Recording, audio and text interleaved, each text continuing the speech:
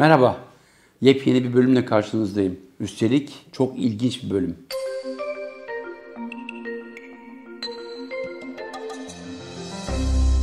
Yıllar öncesinde yaşadığım bir olay. 1986 yılı Paris'te Sipa Pres'e çalışıyorum. Bir arkadaşım Fransız, varlıklı bir ailenin çocuğu. Kendisi biraz Indiana Jones filmlerinin etkisinde kalmış galiba. Bir ara gelip ilginç bir öneri getirdi.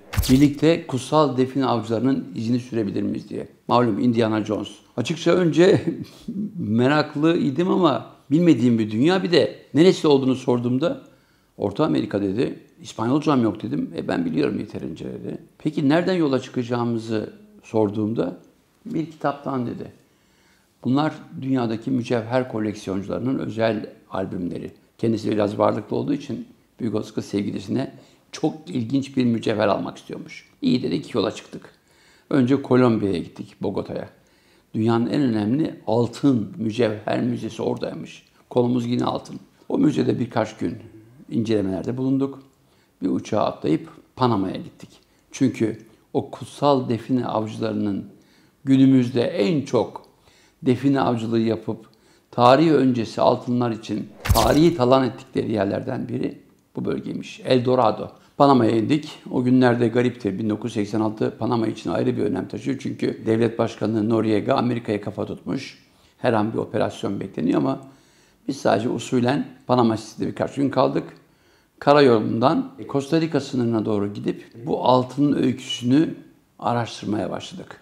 Bu altının öyküsü yerlilerin dişçilerle başlayan ilk macerası ile ortaya çıkıyor. Yani bir yerli bir gün bulmuş olduğu böyle ilginç bir altın takıyı bir dişçiye götürüp bana bunlardan altın diş yap diyor.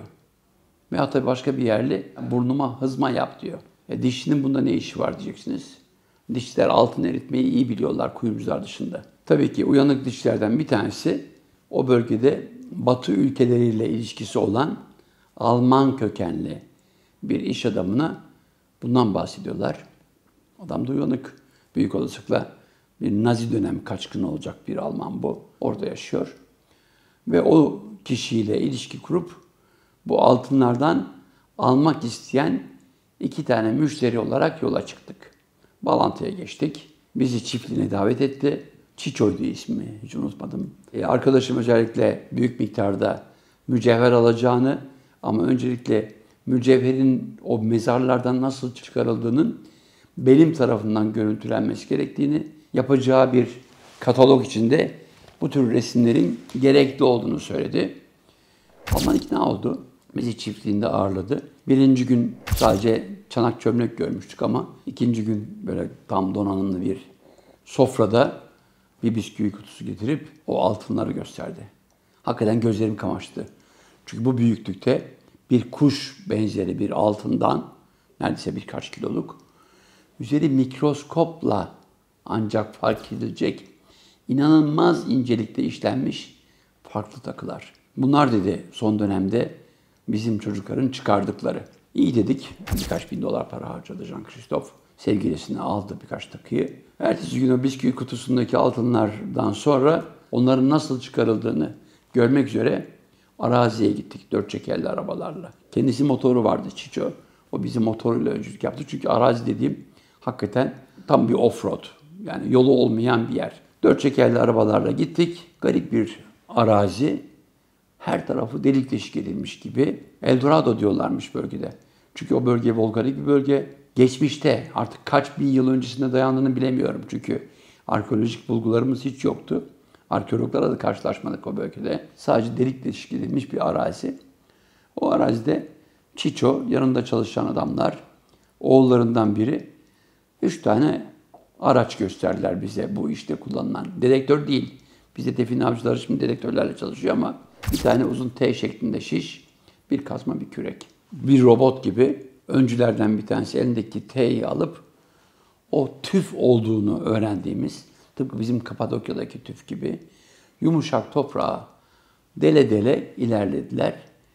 Bir yere geldiğimizde şiş sonuna kadar gömüldü. Ardından orayı kazma kürekle açtılar. Bir delik oluştu ama ne ellerini sarkıttılar ne içine girdiler. Niye diye sorduğumuzda en az birkaç gün hava alması gerekir dediler. Orayı bıraktılar. Ardından bir başka delik açıldı. Orayı da bıraktılar. Biz 2 gün o bölgede dolaştık. Hakikaten Eldorado. Bir efsane Eldorado. Altın Vadisi. Çünkü yani Eduardo Galeano'nun Latin Amerika'nın kesik damarlarını okuduysanız Tanrı'nın pisliği diye tanımlar altını. Gerçekten altının en çok kullanıldığı dönem. Özellikle Maya dünyası, İnka dünyası, ondan önce Olmec dünyası altını çok iyi işleyen toplumlar bunlar. Malum özellikle takılar da hayatlarında önemli. Bir kişi öldüğünde takılarıyla beraber gömülme olayı bugünkü define avcılarının iştahını kabartan bir olay. Biz 1-2 gün sonra o bizim için açılan çukurlara gittik. Çukurlar biraz daha genişletildi kürekle. İçine giren kişi adeta bir sıvının çok affedersiniz sümüğümsü bir şeyin içine girmiş gibiydi. Çünkü çıktığında neredeyse bir örümceğin lokmasının dışarı çıktığını gördük. Yani dev örümcekler olur ya filmlerde. O örümcek ağlarıyla falan çıktı. Ardından içine bir başka kişi girdi.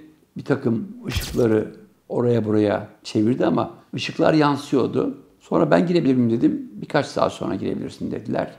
Havayla temas arttı ve içeri girdim.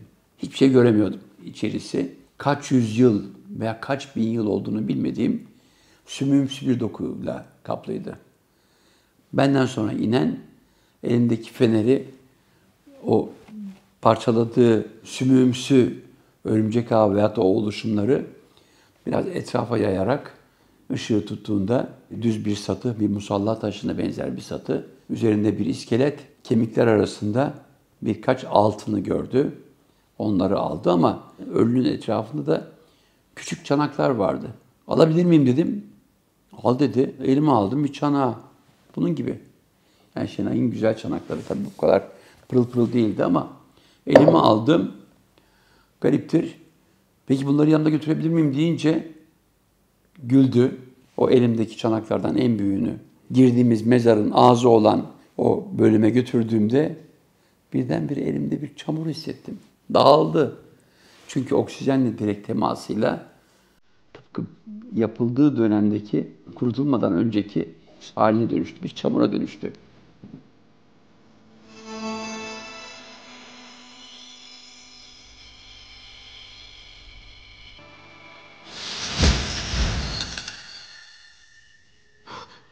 Adamın gülme nedeni buymuş. Meğer o çanak çömlekleri o çukurun ağzında birkaç gün daha bekletmek gerekiyormuş ki havayla temas edip sertleşsin diye. Çömlekçilikte var olan bir şey. Ben tabii bilmediğim için mağduriyet yaşadım ama o çömlekler hakikaten gözümün önünde birdenbire çamura düşünce garipsedim. İlginç geldi. Adamlar almak istedikleri altınları aldılar. Hatta gençlerden bir tanesi bulduğu takıyı bana gösterdi, poz verdi. Keşke o dönemler böyle Timur Akkurt gibi bir kameramanım olsaydı da bu olayı görüntüleyebilseydim diyorum. Peki bu yolculuk nasıl bitti?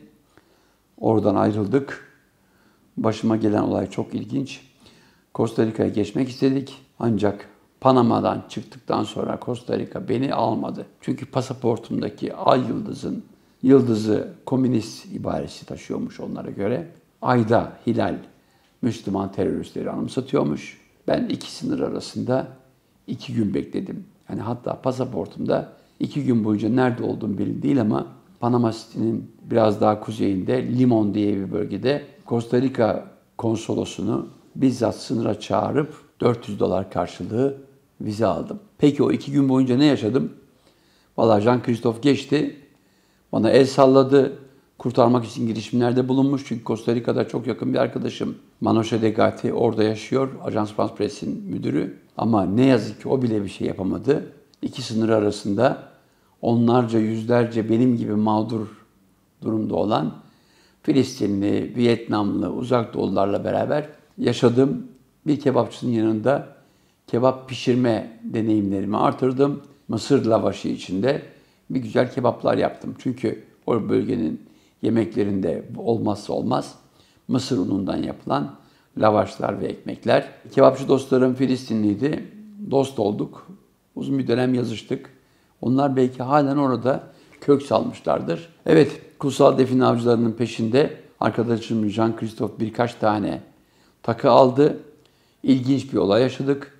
Mezar hırsızlığının, define avcılığının ne olduğunu orada bir farklı versiyonunu gördüm ama ülkemde de ne yazık ki bu mesleğin illegal olmasına rağmen sürdürüldüğünü ve tarihte bizden önceki kuşakların emanet ettiği çok değerli, yani bulunduğunda arkeologlar tarafından günümüze doğru bilgiler aktarıldığında tıpkı Göbektepe'de olduğu gibi milyarlarca dolar kazandıracak değerlerin o altın hırsı, takı hırsı, değerli taş ve geçmişi soyma hırsıyla talan edildiğini, dağıtıldığını biliyorum.